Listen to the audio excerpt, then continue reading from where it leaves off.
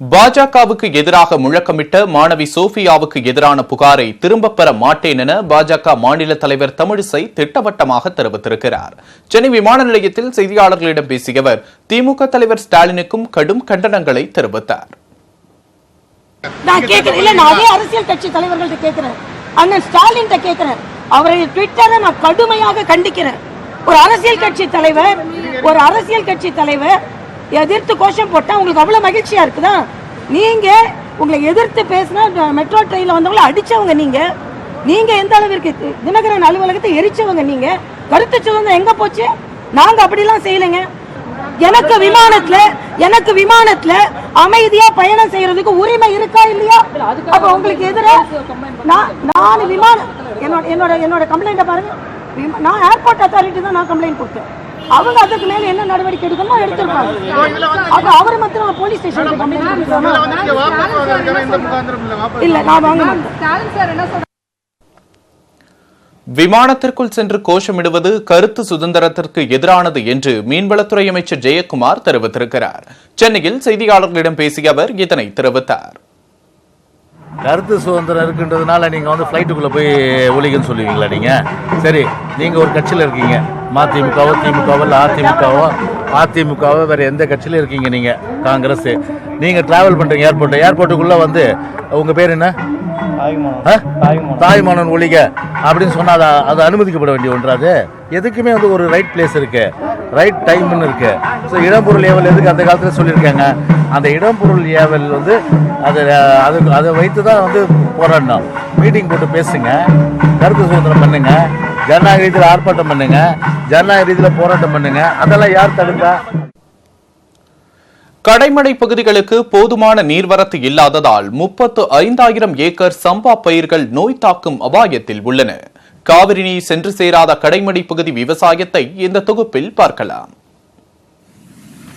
மேட்டூர் அணையில் இருந்து இந்த ஆண்டு குறித்த நேரத்தில் தண்ணீர் திறந்துவிடப்பட்டதால் அதனை நம்பி நாகையில் கடைமடை பகுதி விவசாயிகள் சுமார் 35,000 ஏக்கரில் சம்பா சாகுபடியை தொடங்கினர்.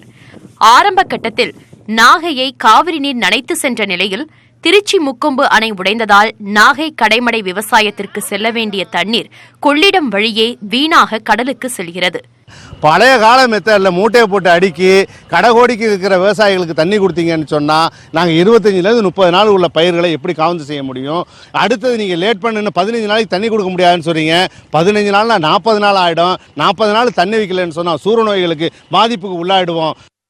திருக்குவளை, தலைஞாயிறு, வேதாரண்யம் உள்ளிட்ட பகுதிகளில் பயிரிடப்பட்டுள்ள 25 முதல் 30 நாள் சம்பா பயிர்கள் ஆங்காங்கே மஞ்சள் பூத்து சூறை நோய் தாக்கும் அபாயத்தில் உள்ளன. ஏற்கனவே குளம் குட்டைகளில் தேக்கி வைத்துள்ள சிறிதளவு தண்ணீரையே பாசனத்திற்கு பயன்படுத்தி வருவதாக விவசாயிகள் தெரிவித்தனர்.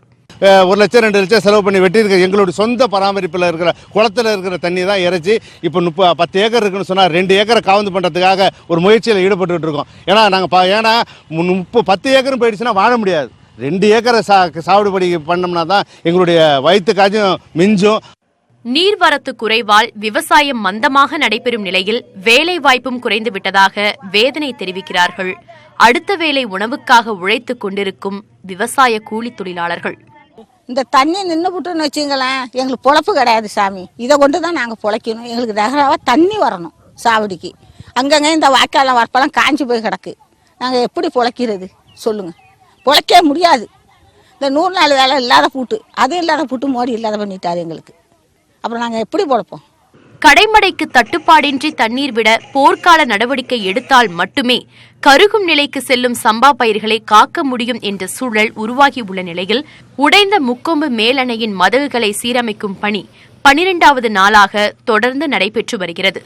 நியூஸ் 18 தமிழ்நாடு செய்திகளுக்காக நாகையில் இருந்து சகாதேவன். சென்னையில் நூதன முறையில் கார் கண்ணாடிகளை உடைத்து திருடும் போக்கு அதிகரித்திருக்கிறது. ஆந்திராவைச் சேர்ந்த திருட்டு கும்பல் இதில் ஈடுபட்டுள்ளதை போலீசார் சிசிடிவி காட்சிகள் மூலம் கண்டறிந்துள்ளனர். எப்படி நடக்கிறது இந்த திருட்டு? இப்போது பார்க்கலாம்.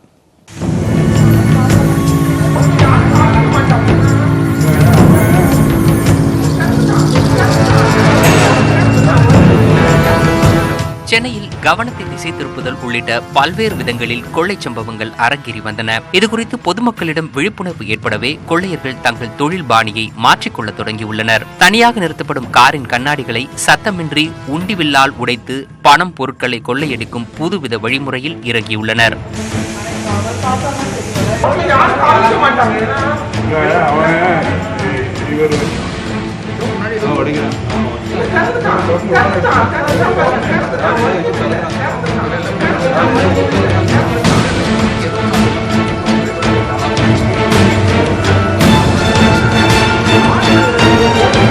கடந்த மே மாதம் சென்னை விருகம்பாக்கத்தில் சண்முக சுந்தரம் என்பவரின் கார் கண்ணாடியை உடைத்த அடையாளம் தெரியாத நபர்கள் காரில் இருந்த 6 லட்சம் ரூபாயை கொள்ளையடித்துச் சென்றனர். இதையடுத்து கடந்த சில நாட்களில் கோயம்பேடு, திருமங்கலம், பாண்டி பஜார், அசோக் நகர் என சென்னையின் பல பகுதிகளில் கார் கண்ணாடிகள் உடைக்கப்பட்டு அவற்றில் இருந்த பணம், மடிக்கணினிகள் போன்றவை கொள்ளையடிக்கப்பட்டன. இந்த கொள்ளை சம்பவங்களில் ஈடுபட்டவர்கள் யார் என துப்பு துலக்குவது போலீசாருக்கு பெரும் சவாலாக இருந்தது. அந்த இடங்களில் வைக்கப்பட்டிருந்த சிசிடிவிக்களை ஆராய்ந்தபோது துப்பு துலங்க தொடங்கியது. அதன் அடிப்படையில் விருகம்பாக்கம் வழக்கில் வில்லிவாக்கம் தேவராஜ் என்பவர் போலீசாரிடம் சிக்கினார். தேவராஜிடமிருந்து 3.5 லட்சம் ரூபாயை போலீசார் பறிமுதல் செய்தனர். அவரிடம் நடத்திய விசாரணையில் அதிர்ச்சிகரமான தகவல்கள் வெளியாகின. குறிப்பிட்ட கார்களை குறிவைக்கும் கொள்ளையர்கள் கார் கண்ணாடியை உடைக்க நூதன முறையை கையாள்கின்றனர். சாக்லேட் கவர்களில் கல்லை வைத்து சுருட்டி ரப்பர் பேண்ட்களை உண்டிவில்லாக பயன்படுத்தி கண்ணாடியை குறிவைத்து அடிக்கின்றனர். அதில் கண்ணாடி சத்தமின்றி முற்றிலும் விரிசல் அடைந்து விடுகிறது. பின் அந்த கண்ணாடியை லேசாக தட்டினால் போல போலவென உதிர்ந்து விடுகிறது.